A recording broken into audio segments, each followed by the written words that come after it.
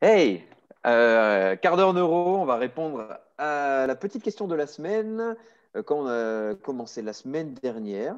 Et aujourd'hui, on va répondre à une petite question qu'on nous a posée concernant la mobilité. Donc, c'est une personne qui nous dit, bah, j'ai tout testé avec un de mes sportifs en termes de mobilité de cheville. Kettlebell, élastique, la cheville est complètement bloquée. Donc, nous, notre objectif, c'est de vous répondre avec notre œil de préparateur physique, mais aussi de praticien en reprogrammation neuroposturale. Donc, bah, je commence, si ça vous va, les gars. Parfait. Bon, allez, on va. Je suis chaud là. Je suis chaud avec des questions comme ça. Euh, Moi, il y a un gros constat que je me pose hein, bien avant tout ça, avant de répondre à la question. C'est un truc qui me, qui me capillotracte. Vous avez vu, j'ai plus beaucoup de cheveux à cause de ça. C'est à partir de quand, en fait, déjà, on a arrêté de coacher. Alors, je ne parle pas forcément pour la personne là qui nous a posé la question, mais quand je vois la plupart des programmations de salles qui nous mettent échauffement, aller sur GoWood. Alors, j'ai rien contre cette application, elle est peut-être bien, j'y suis jamais allé. Hein. Mais de ce que j'ai vu, j'ai entendu des discours de la personne qui l'a fait, etc. Ça a l'air très très bien. C'est un sort de, je pense, on fait de la mobilité. C'est essentiellement passif dans le sens où on l'entend, hein, parce qu'on va vous expliquer après un petit peu, je pense, comment on verrait le truc. Mais à partir de quand on a arrêté de coacher et on met sur un tableau, va faire ta séance GoWood. Ah, les gars, c'est pas ça de coacher. Il faut individualiser. Alors déjà là, on se perd. Ensuite, le travail de mobilité, c'est compliqué. C'est vraiment à la mode, la mobilité. Mais je vous rappelle quand même que c'est un travail, c'est sorti il y a quand même une bonne dizaine d'années. Je n'ai pas les dates en tête, mais moi je me rappelle le premier bouquin que j'ai acheté là-dessus. Bon, il y avait, outre Christophe Cario, il y avait aussi Kelly Starrett, mais le livre, il était qu'en anglais, tellement c'est vieux. Et ça ne se faisait pas du tout en français, on ne le trouvait pas du tout en français. Donc, à un moment, il faut remettre aussi ses connaissances à jour. Et moi, le gros souci que je vois, c'est qu'il y a plein de gens qui font de la mobilité maintenant au taquet. Ils font plus que ça d'ailleurs. Hein, ouais, tout à l'heure, je me disais, on voit des gens qui font 15 minutes de mobilité avant leur séance. Seb, il me disait, non, non, non, non, t'es fou. Des fois, il y en a, ils mettent 45 minutes de mobilité. Ouais, pourquoi? Parce que, et c'est Julien Pinot qui en parle pas mal aussi de StrongFit, c'est le mec, il est pas rassasié de sa mobilité d'avant-séance. Alors à chaque fois, il va aller encore plus loin. Il va en faire encore plus. Il va encore plus écraser sa balle de massage, etc. Mais en fin de compte, il n'y a pas de réponse. Mais pourquoi? Parce que d'un côté, ben, je pense que Seb t'en parlera, c'est dans ton kiff de continuum de performance. Mais la survie te dit peut-être que tu n'as pas Ouais. accès à ça tout simplement. Quoi. Donc, la solution, c'est pas de continuer à marteler sur la mobilité si ça marche pas. Pourquoi? Parce que la mobilité, à mon sens, c'est pas la première chose à faire. Et puis, si ton corps a d'autres choses, tu auras beau faire de la mobilité tous les jours, bah à un moment, soit ça va stopper la progression, et pourtant, tu as encore une autre marge de progression qui pourrait venir derrière, mais tu ne sais pas l'exploiter. Et deuxième truc, c'est cette mobilité.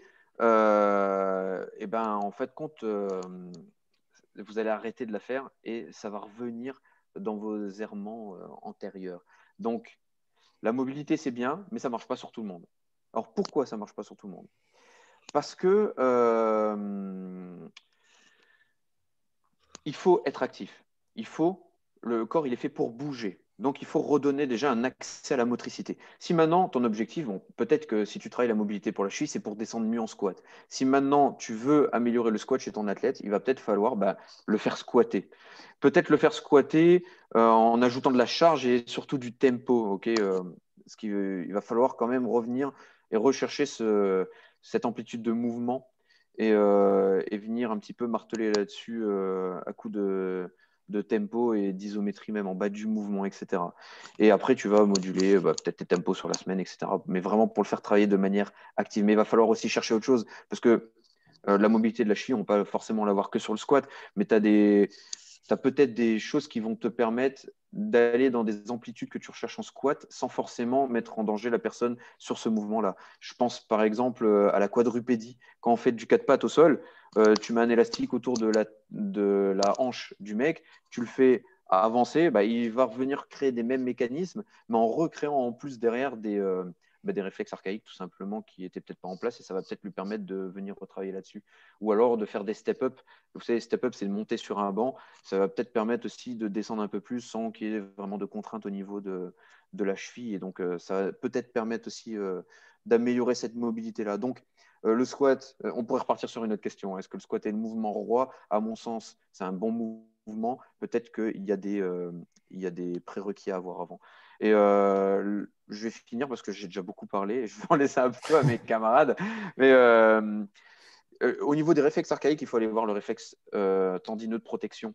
Parce que si le réflexe tendineux de protection il est en place, toute la chaîne postérieure, elle ne va pas répondre. Donc forcément, tes mollets, s'ils sont placés dans le cheminement là, ça va être compliqué. Et après, aller voir peut-être aussi le réflexe de Babinski, mais aussi surtout le réflexe plantaire.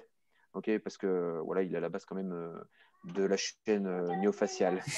Ah, c'est le live. Vas-y, va regarder la télé, mon cœur. Et ben, du coup, je m'arrête là-dessus et je vous laisse parler, les gars. Ça marche. Tu veux prendre le relais, ça ne dérange pas, Romain? Ouais, vas-y, enchaîne. Moi, ce que j'aimerais juste mettre en lumière, c'est déjà quel type de mobilité tu parles.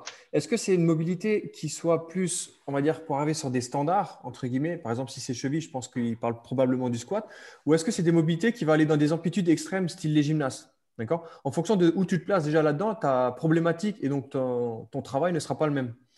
Ensuite, pour revenir, comme tu disais, justement, sur le continuum de performance, ce qu'il faut se dire, c'est que ton système nerveux et par extension le cerveau, ce qu'il pense, c'est toujours à la survie. Si tu as une restriction de mobilité, c'est qu'il ne va pas te laisser y aller parce que potentiellement, il voit un danger pour toi et pour ton intégrité physique. Donc, il ne va pas te laisser y aller et donc, il va créer des restrictions de mobilité, de force et tout ce que tu veux pour ne pas y aller parce que potentiellement, c'est dangereux pour toi.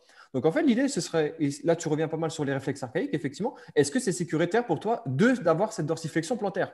Oui, non, non, ben, essaie de savoir pourquoi et tu travailles dessus. Si c'est oui, ben, c'est qu'il y a peut-être encore d'autres restrictions. Ensuite, donc pour poursuivre un petit peu ce que tu disais, il y a deux facteurs en jeu. Donc, si tu n'arrives pas à rentrer, ça peut être soit en termes de force, soit au niveau de la chaîne postérieure, donc peut-être au niveau des mollets, ou alors tout simplement au niveau dans les flexeurs, dans les fléchisseurs. Est-ce que tu as suffisamment de force pour pouvoir descendre? Donc, en fait, tu vas dans un ratio agoniste-antagoniste. Est-ce que cet équilibre, il est bon? Et donc là, l'entraînement en force pourrait vraiment être intéressant. Et pour poursuivre par rapport à ce que tu disais, accentuer des tempos excentriques ou des poses isométriques en bas, dans cette position, d'une part, pour gagner en force, rester dans cette mobilité finalement acquise, et en même temps, tu dis à ton cerveau, tu as vu, c'est sécuritaire pour toi, tu pourras continuer à y aller. Et par la suite, tu vas entraîner cela, la neuroplasticité qui est entrée en jeu, pour dire, tu as vu, c'est sécuritaire, let's go, tu peux y aller. Voilà, c'est un petit peu plus rapide, plus dense, mais je pense que c'est pas mal. Ouais, c'est intéressant ce que tu dis. Il y a aussi l'aspect mobilité. Quand tu dis que tu as travaillé sur la mobilité, sur quoi est-ce que tu as travaillé? Dans le sens où la plupart de la mobi qu'on pratique, c'est des mécanorécepteurs, c'est au niveau articulaire. Mais en fait, on sait que d'un point de vue proprioception, il y a aussi les barorécepteurs qui rentrent en compte, donc les récepteurs de pression. Ce qui fait que, par exemple, le voodoo floss autour d'une articulation peut aussi marcher. Est-ce que tu as testé ce type de choses-là? Et est-ce que tu as testé tous les propriorécepteurs, donc toutes les entrées sensorielles d'un point de vue proprioceptif? Ensuite, derrière, une fois que tu auras. Après, il y a d'autres entrées sensorielles à tester. Et l'idée, elle est le tactile aussi, bien sûr, sous le pied. Tu me montrais la main, mais en gros, c'est une plus fois que bombe, boum. et ça peut aussi, tout simplement, c'est une flexion qui te pose problème. Donc, regardez ce qui passe par le mésencéphale ou par le bulbe rachidien. Faire tes tests, essayer de travailler, gagner en mobi grâce à la modulation des informations sensorielles. Une fois que tu as gagné en mobi, ben, retravaille en force sur cette amplitude acquise et travaille pour que le cerveau, en fait, et ton corps perçoivent ça comme moins stressant, comme moins menaçant de travailler dans ces amplitudes complètes. Donc, du coup, la mobi, c'est bien, mais ça travaille sur un des paramètres de la proprio. Il y en a plein d'autres à prendre en compte. Donc, voilà, je pense que je vais m'arrêter là.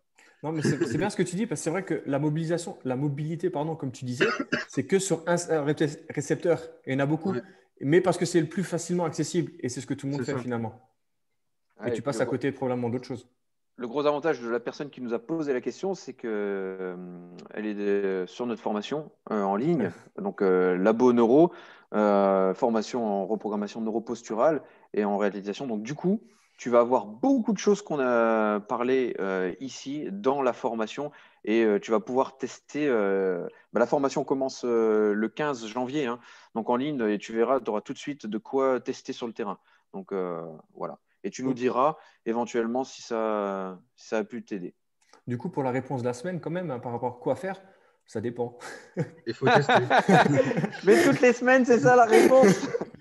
Ouais, non, mais pourquoi? Parce qu'en fait, compte, peut-être qu'on est éduqué en tant que coach sportif ou en tant que thérapeute vers un axe. Et on essaye de comprendre toujours, mais dans cet axe-là. Et on n'essaye pas de voir ce qui peut être à gauche, à droite, etc. Peut-être que la personne n'y va pas, parce que comme on a dit, il y a peut-être une crainte au niveau du système nerveux d'aller dans cette position-là. Et peut-être que la personne, elle est stressée, et puis en lui faisant faire de la respiration avant, ça va passer. Peut-être qu'en changeant la position des yeux, on va peut-être pouvoir aller chercher de la flexion en plus, parce que Regarde vers le bas quand la tu le position sais. des yeux, elle va permettre plus bas, etc. Il y a plein de choses à tester. Voilà. Donc c'est pour ça que notre réponse, elle sera jamais noire ou blanche. Ça sera toujours Ça dépend. une réflexion derrière. En fait, notre question, elle va vous pousser à la réflexion de est-ce que vous avez essayé de faire le tour de plusieurs stratégies avant en fait, de baisser les bras et de vous dire mince, j'y arrive pas. Voilà.